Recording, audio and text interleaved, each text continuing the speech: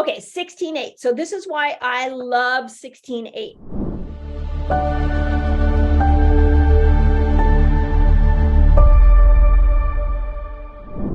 So the research that was showed that when somebody went 16 hours of fasting and ate only in an 8-hour window, that their metabolic markers, so metabolic markers are blood pressure, cholesterol, fasting glucose, fasting insulin, liver, what your liver's doing, liver enzymes. So all the markers in your blood that tell us that metabolic disease is growing, all of those actually start to lower when you apply 16 hours of fasting every single day to your world. Now, this is, in my heart, this is massively important. And the way that I phrase it is that when we apply 16-8 style of fasting to our life, there is on one hand, and please listen to me carefully before people go too extreme with this. There is on one hand that my brain says, you know what? Actually, what you eat is actually not that important when you apply 16 hours of fasting on most days to your life. Now, of course, I'd want you to do that if you're a cycling woman. I definitely would want to do that according to your cycle. But in general, this metabolic mess that the world is in could totally be healed if we just teach everybody how to do 16 hours of fasting every single day. We wouldn't need the food industry to change. And it's not going to change, by the way. It's only going to get more and more toxic. It's ridiculous. So when we look at this metabolic mess, we can say, okay, well, let's just get everybody doing 16 hours because they're metabolically immune from the damages that a high fat, high sugar, high toxic diet can create. So I like it for a systemic effect like that. Now, the other part of this that's really interesting is that those of us that have challenges overcoming food addictions, or, you know, we're like, I don't want to count macros. I just want to open my eating window up and eat. If that is you, let's say you're addicted to McDonald's. I'll just use that as an example. You're addicted to McDonald's. If you tack on a 16-hour fast every day to that McDonald's addiction, your metabolic markers, according to this study, are not going to move in the opposite direction. You can still improve fasting insulin. You can still improve glucose. You can still lower your cholesterol. All of those markers can still improve even though you're eating such a poor diet. But that is the power of this study, is it is the door in to healing those of us that can't make our change in our food, and for those of us that maybe can't afford healthy food. Now, let's say you've done something wrong with your diet years ago, like you knew that you were it's not hard to fall prey to the toxic food that's out there. It's meant to keep you addicted. So, you might be looking at this new information that you're learning, and you might think, oh, wow, like I really messed up. I'm going to try to improve my health. I want to lose a weight. I want to get my cholesterol down. I want to get my hemoglobin A1C down. That's another metabolic marker. All the things that we've been talking about on here. If you get yourself to that point of 16 hours on a fairly regular basis, and you pair it with a good high quality diet, this isn't even counting macros. This is just nature's carbs as opposed to processed carbs. This is good fat as opposed to bad fat. This is upping your clean proteins. This is not complicated. If you match that style of diet to a 16-hour fast, you will lose weight. You will reverse those markers, hemoglobin A1C, liver enzymes, blood pressure will come down, cholesterol will change. That is what the science is showing. and what we've seen from the lens of looking at hundreds of thousands of people doing this. Okay, check this out. I have a free fasting guide for you all. It's free, and it's going to teach you all the basics of fasting. It's going to teach you how to kill hunger when you fast, which is really cool, and it's going to show you how to break your fast, among many other things. All you got to do is click on this link right here and enjoy. So I love this fast because of that. I see a lot of people just on social talking about this.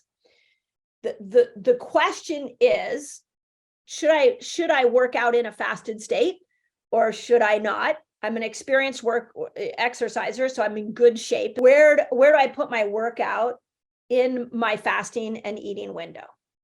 So I'm going to give you two answers, and you're going to have to decide for yourself.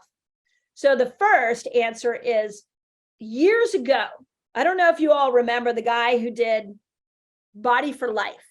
He did and I read his book, I did his program, and I was like, there was something there.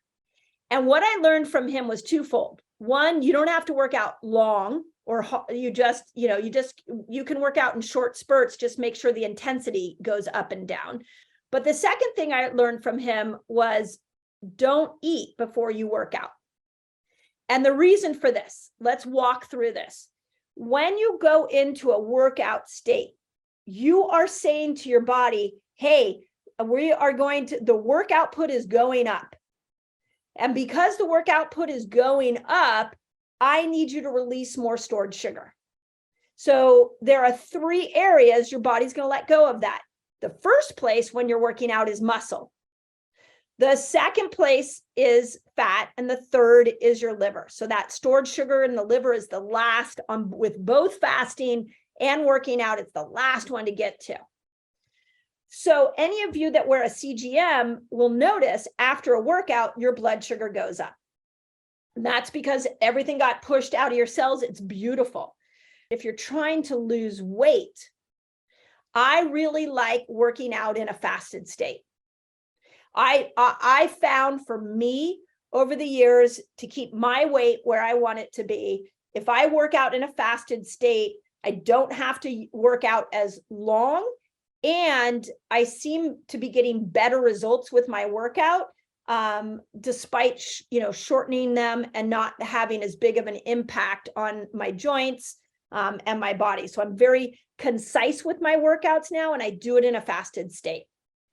For the menopausal woman, this is actually really interesting from a collagen perspective, because after 40, as we start to lose estrogen, we lose collagen. So the longer workouts can produce more injuries. I'll give you an example. I love to run. I've run half marathons, like it's kind of my mental therapy. But what I noticed as I moved through my 40s is I just was injuring myself more, and I just couldn't run as long as I would like to. And that is because as estrogen goes down, then collagen goes down. So I needed to be able to adapt my exercise to meet the demands of less collagen. Now, you can supplement with collagen. I'm a big fan of it. But I also think that every woman after 40 needs to change her workouts. And I think that we shouldn't be working out as hard because our joints can't really take it. And I'm telling you, as a chronic exerciser, I was a competitive tennis player, played on a tennis scholarship at the University of Kansas. I love to work out. Like I'm an athlete, but I have had to adapt to my menopausal body. So shorter workouts and in a fasted state allows me to stay injury-free and to keep at the weight I want to be. Okay, so there's that argument. Okay, on the other side of that argument is, well, what about muscle? When you eat specifically protein before you work out, you are triggering a receptor site in the muscle that makes the muscle stronger. So if I'm training for something where I need to build muscle, or I'm wanting to build muscle, there is an interesting thought that you would eat protein before you work out. Because now, and you would want to get at least 30 grams. For me, I've been experimenting with this before I go to my trainer, because my trainer I know is going to up my weights and put me in more of a muscle stressed spot. But I have to do it 2 hours before I eat because I cannot work out or on a full stomach. It's just my personal thing. So you could add in protein before you work out if you're trying to build muscle. Now, know that the protein is probably going to pull you out of a fasted state. So if we now look at the longevity of a workout plan, we have days where we're building muscle. We have days where we have cardio. And I feel like these two can exist. So the days I do cardio, I don't eat. I want to do it on an empty stomach. I'm looking to deplete my sugar stores. I'm looking for mental health. On the days I really know I'm going to build up muscle, I've been experimenting with eating 2 hours before, but having like eggs or sausages or some kind of protein rich food. The other thing that we've experimented with that works really well is you could do amino acid aminos in your water and just drink that, because now you've got the aminos. So you're staying in the fasted state, but you're going into building muscle. In both of these scenarios, what's really important is that when you come home from your workout, that you eat protein, 30 grams of protein, because we want to rebuild the muscle that you just exercised. So there's a lot of nuance. I hope you understand the intricacies here, but once you understand your body, it actually makes perfect sense that I'm giving my body the fuel it needs to be able to perform the way I want it to perform. Now, let me talk about muscle for a moment. And I think this is really important, especially as we age, and especially for weight loss resistance. Your muscles have insulin receptor sites in them. Think about why that's important. Why would the body make it so that your muscles are dense with insulin receptor sites? And the answer is because your muscles need glucose to perform. So when we build our muscles stronger, we are building more insulin receptor sites. And with more insulin receptor sites comes a better ability for your cells to take in glucose and use glucose. So building muscle is a really powerful tool for insulin resistance. So, I mean, that's a really thorough answer. I hope that, but it's something that keeps showing up. And so I wanted to make sure here on the Academy that you guys understand the nuance that I just said. You may have to go back and re-listen to what I just said, because I really gave you like 3 key concepts: cardio, fat burning, fasted state, muscle building days, either protein or aminos, both days. Make sure you're breaking your fast with protein, at least 30 grams. I don't want you to waste money on supplements. Your body's a miracle. Buy the right ones. Sometimes you don't buy them at all. Check out this video so you don't waste money on your supplement. When we do the same probiotic over and over and over again, what we're doing is we're creating a monoculture in our gut.